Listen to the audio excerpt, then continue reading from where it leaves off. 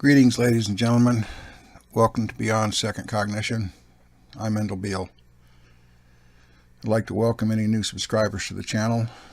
Hope you're here to learn something. Also want to give a heads up to some of our subscribers.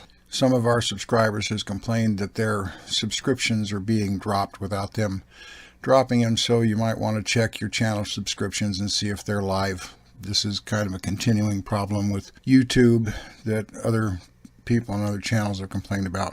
So you might want to check and make sure that your channel subscription is active. The topic of this presentation is pragmatism, lost between materialism and supernatural fantasy. For those of you that have been reading our books and applying the tools that we provide in our books, you know that we're not peddling bullshit. You know the information we provide opens up doorways, and the tools that we provide work.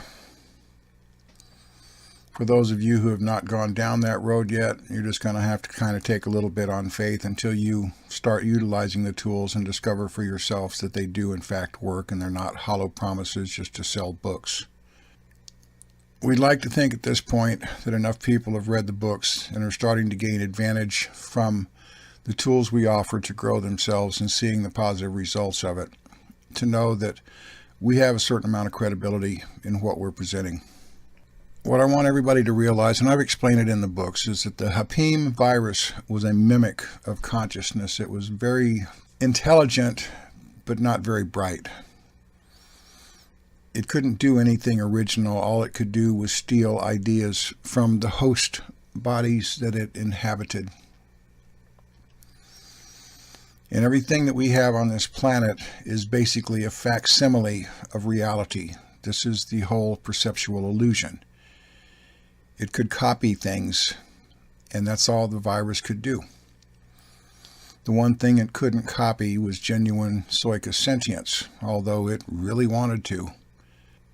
It gathered just enough information to pass itself off as divine consciousness, but it could never provide anything other than becoming part of the hive collective and infect entire planetary species wherever it went.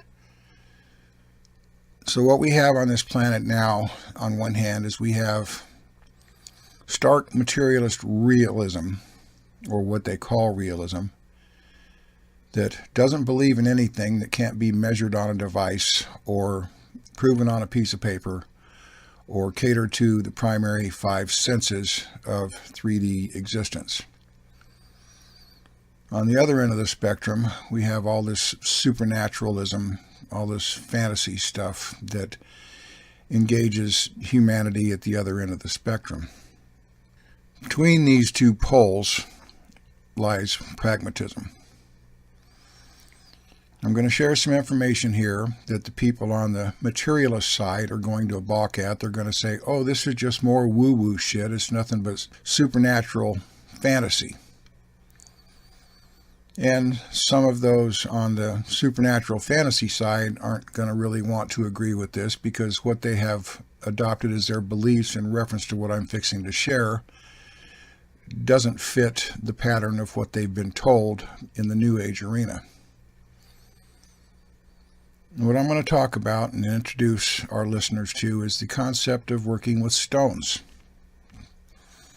Now, the New Age is filled with all this stuff about crystals, and the marketplace where crystals are concerned has really turned into a overvaluated shark's pit, raping people with their New Age beliefs, selling them things like Lemurian seed crystals and crap like that.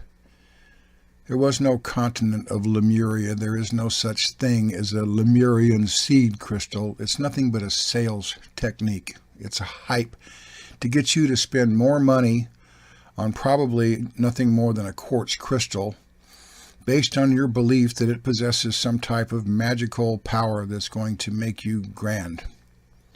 On the materialist side, they're going to say, oh, that's just bullshit. I don't believe that. So they're going to ignore it because it goes against everything the materialist world teaches us to disbelieve.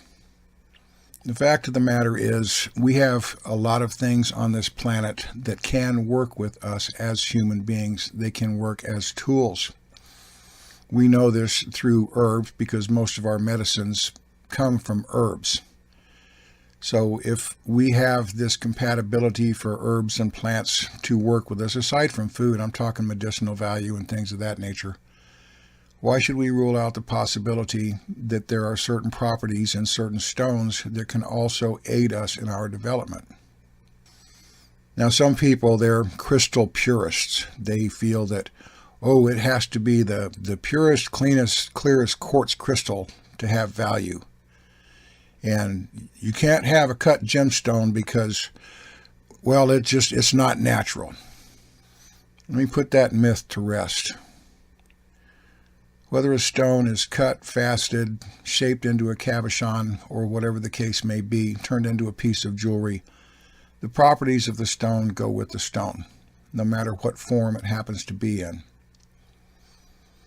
Now, I'm bringing this up because I've told our audience about these lose devices, that they pump out these electronic frequency signatures to keep people riled up through TV and the internet and things like that.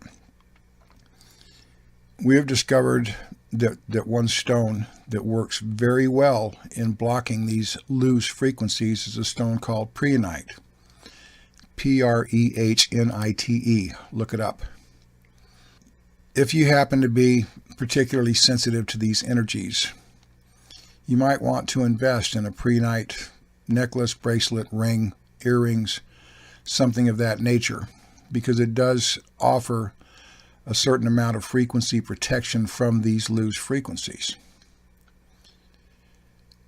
Going hand in hand with the video I did earlier about the body being an antenna and how the nervous system is being upgraded, other stones that we use, particularly in helping facilitate the growth and maintenance of the nervous system, are zircons.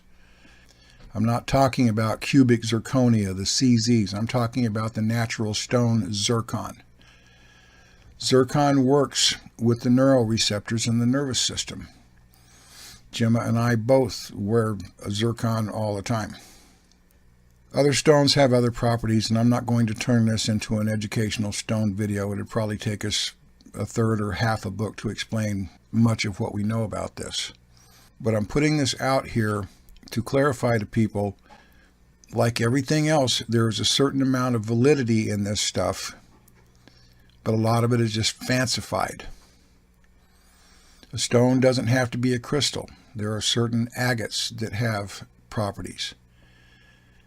There are medicine people on the planet that have worked with stones to perform certain healing functions. We don't particularly do that ourselves, but I'm not here to say that such things are beyond possible. The musician Frank Zappa coined the expression, "The mind is like a parachute. It doesn't work unless it's open." You're being invited with all of our material to open your mind.